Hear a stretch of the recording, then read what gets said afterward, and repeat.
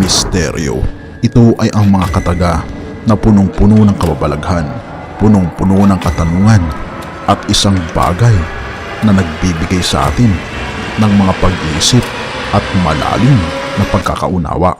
At naglipa na mga kaibigan ang iba't ibang klase ng misteryo sa buong mundo, katulad na lamang ng Stonehenge sa England, ang mountain cities sa lugar ng Incas at ang mga stone faces sa Easter Island.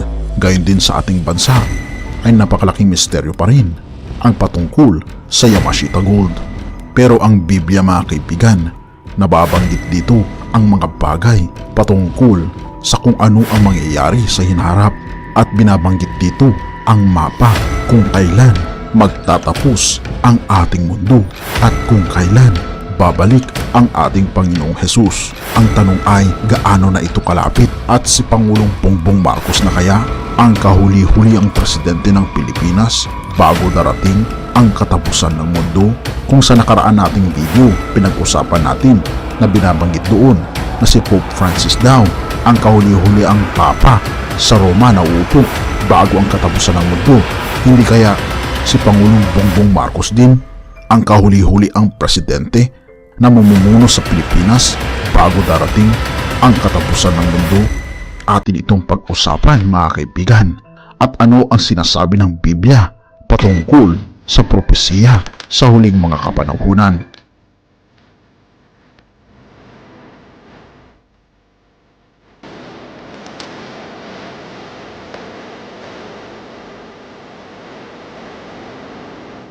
Ang libro ng Revelation mga kaibigan ay isa sa mga pinaka-misteryo na libro sa Biblia, kung saan nababalot ito ng iba't ibang klase ng imahe, katulad na lamang ng mga dragon, mga larawan na hindi natin mawari kung ano nga ba ang ibig sabihin nito.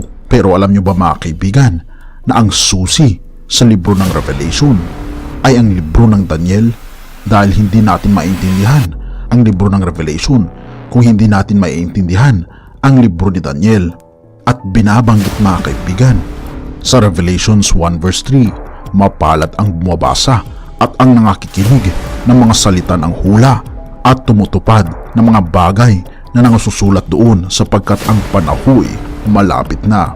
Oo mga kaibigan, ating pag-usapan ngayon ang patungkol sa libro ng Daniel, partikular sa Daniel chapter 2, kung ating makikita mga kaibigan, ang history at ang Biblia mga kaibigan ay nagkakatugma sa kanilang mga sinasabi, at ating tutunghayan kung ang mga hula ba sa Biblia ay naging katuparan sa nangyari sa ating history. At kung ating makikita mga kaibigan, binabanggit din dito sa 2 Peter 1 verse 20, ang Biblia ang magpapaliwanag sa kanyang sarili. Hindi na natin kailangan mga kaibigan ng interpreter, sapagkat ang Biblia mismo ang magsasabi kung ano ang ibig sabihin ng mga bagay na kanyang binabanggit na mangyayari sa hinaharap. Kung ating babalikan mga kaibigan ang Daniel chapter 2, ito ay isang panaginip na isang hari sa lugar ng Babylonia.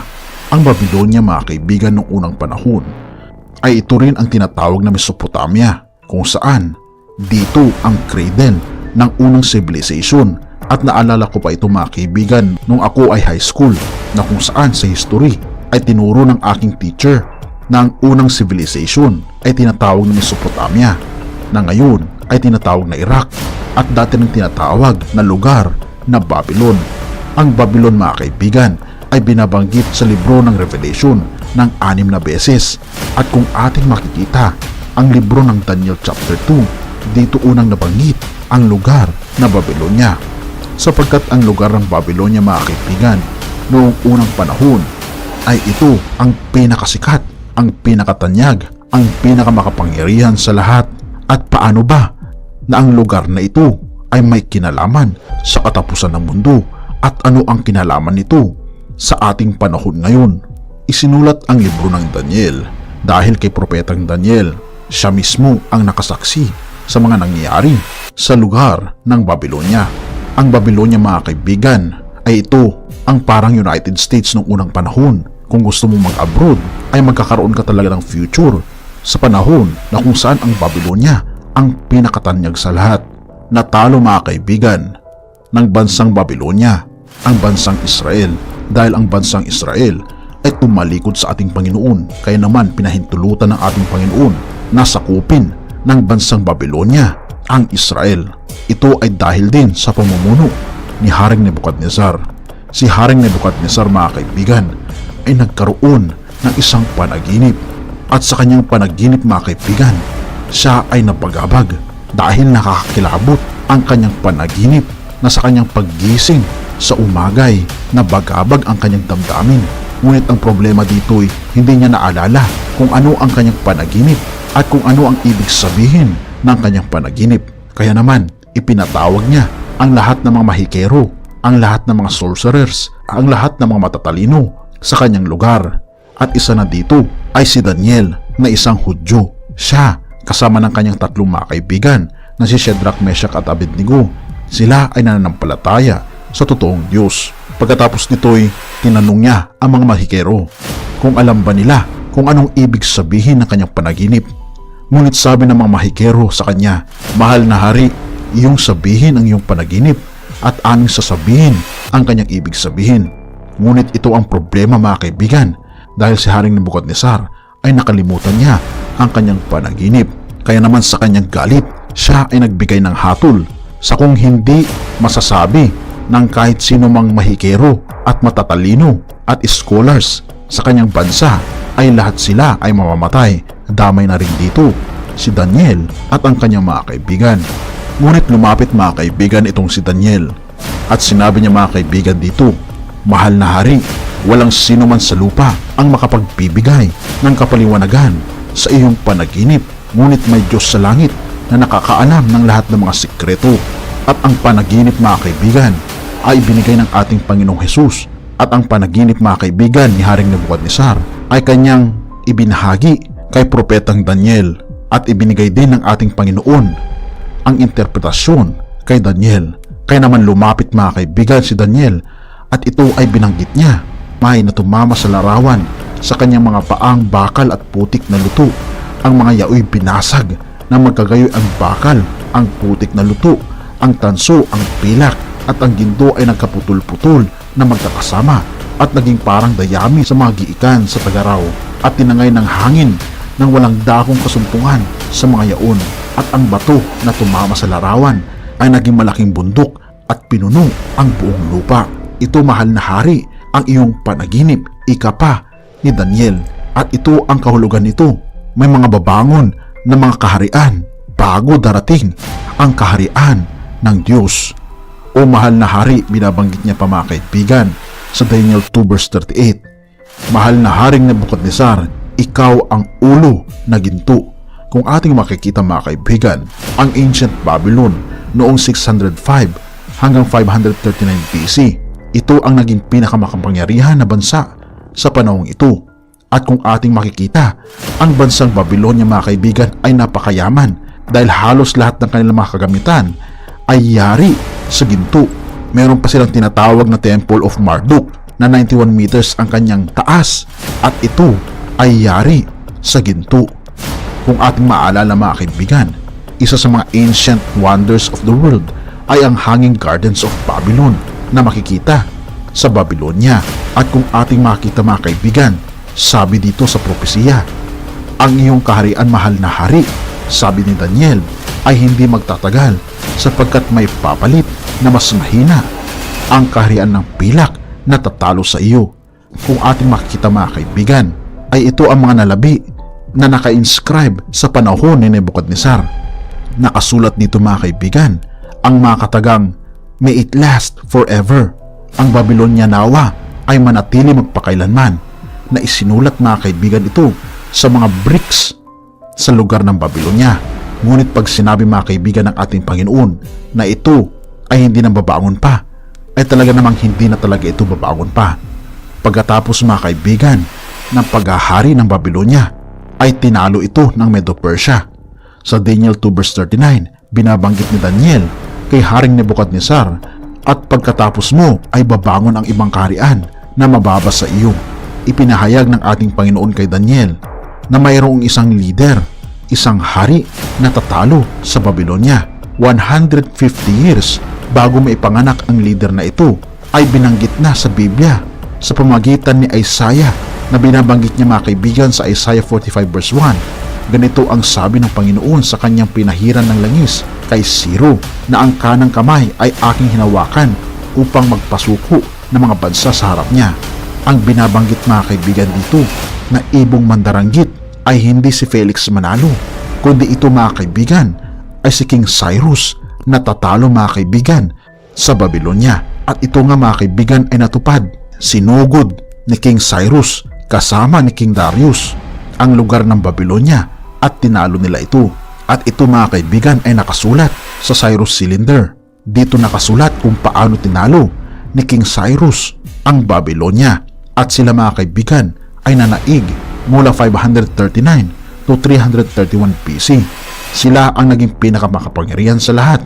Ngunit hindi rin sila magtatagal dahil binabanggit mga kaibigan sa Daniel 2 verse 39 at ang ikatlong kaharian na tanso na magpupuno sa buong lupa. Sila ang maghahari pagkatapos ng pilak. At muntik kong nakalimutan mga kaibigan, ang Medo-Persia pala ay kalimitan na kanilang ginagamit sa pagkikipagdigma ay pilak, kaya naman tinatawag silang Silver Kingdom. At ang sumunod mga kaibigan ay ang pangatlo, ang tanso na mas mababa kaysa sa pilak. Merong isang bata na leader na mula sa Macedonia na binuo niya ang kanyang armies at nagkaroon siya ng 4 na general at sila'y nagmarcha sa buong Medo-Persia at kanilang tinalo ang buong kaharian ng Medo-Persia sa kanyang edad mga kaibigan na bata pa. Ito ay walang iba kundi si Alexander the Great. Siya mga kaibigan ang tumalo sa buong Medo-Persia na binabanggit din mga kaibigan sa Daniel 2 verse 39. Ang susunod na kaharian ay tinatawag na Bronze Empire na kung saan lahat ng kagamitan nila Alexander the Great ay yari mga kaibigan sa bronze o tanso. At kung ating makikita mga kaibigan, ang history at ang Biblia ay nagkakatugma ang kanyang sinasabi dahil lahat ng mga bagay na nangyayari sa atin ay plano ng ating Panginoon.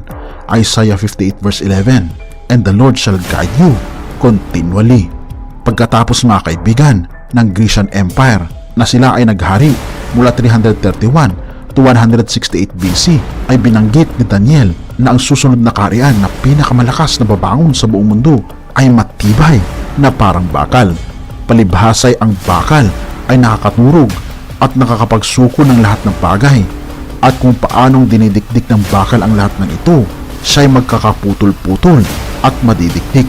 Oo mga kaibigan, ang binabanggit na bakal o Iron Empire na umusbong at naging malakas ay ang Roman Empire. Ang Roman Empire mga kapatid, sila ang pinakamatagal na imperyo na nag-rule dito sa ating mundo dahil sila ay nag-rule 168 BC to 476 AD.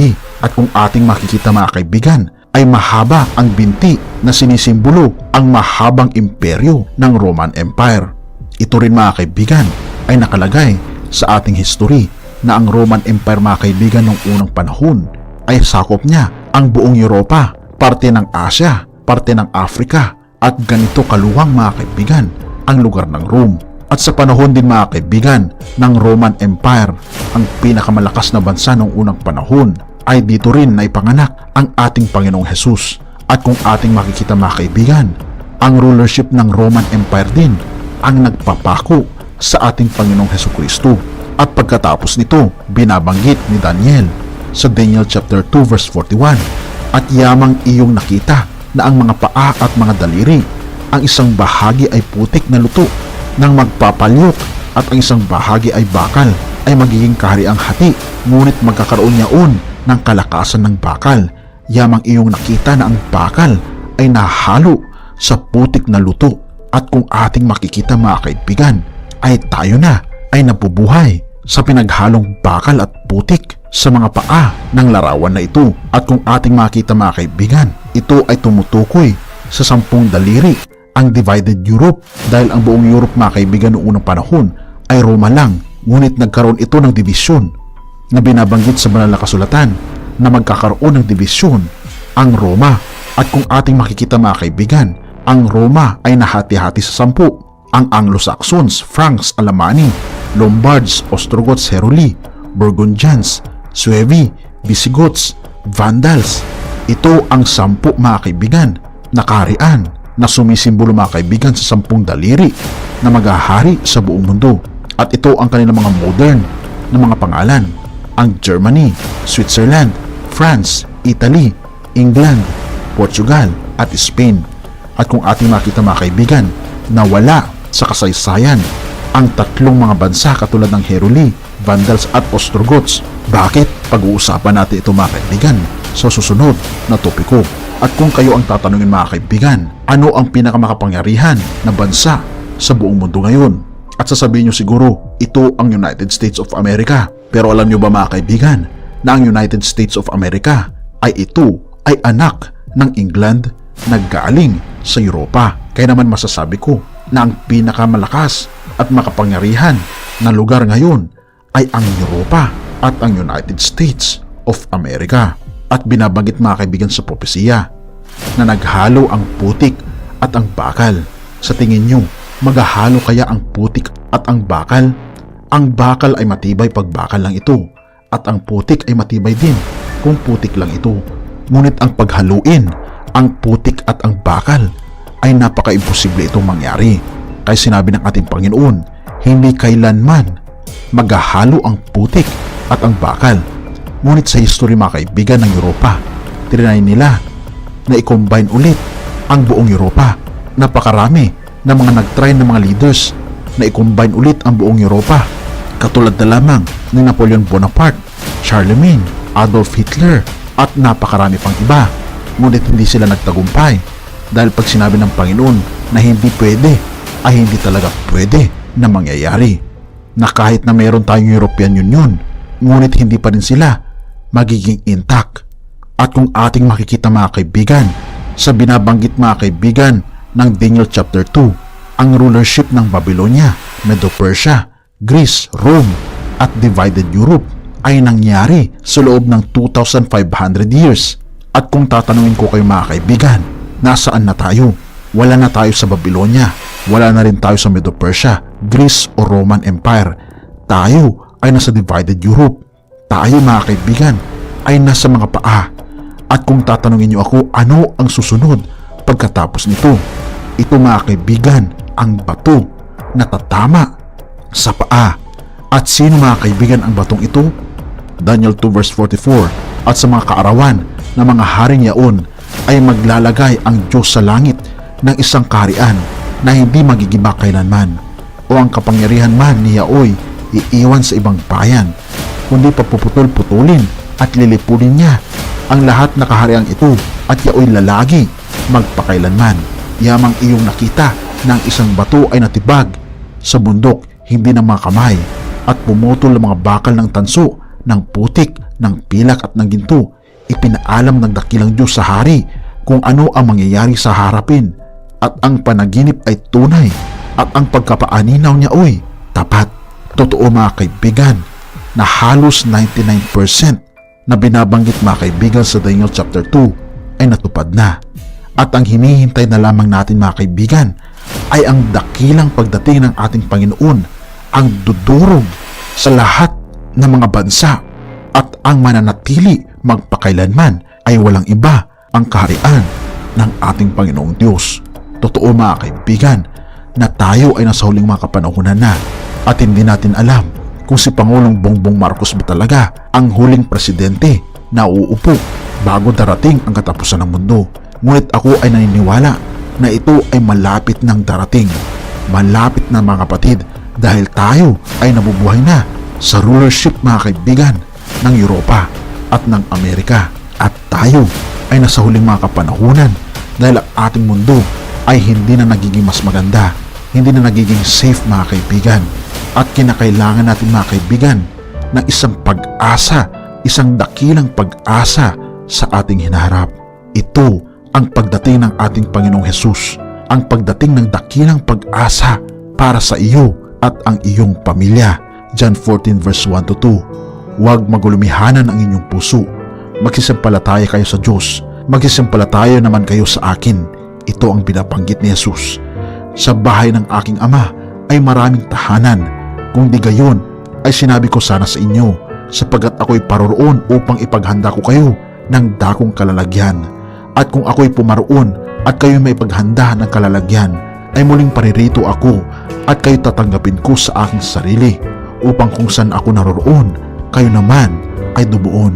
Tunay nga mga kaibigan, na ang kaharian ng sanlibutan ay naging sa ating Panginoon at sa kanyang Kristo, at siya'y maghahari magpakailan kailanman. Ito ang binabanggit sa Revelations 11 verse 15. Mga kaibigan, isang guni natin ang ating buhay sa ating Panginoong Hesus, dahil siya lamang ang magbibigay sa atin ng tunay na forever, ang walang hanggang kaharian niya, na tayo ay tinatawag niya na magpasakop sa kanyang kaharian. Mga kaibigan, tinatanggap mo ba si Jesus ngayon? Hinihintay ka niya.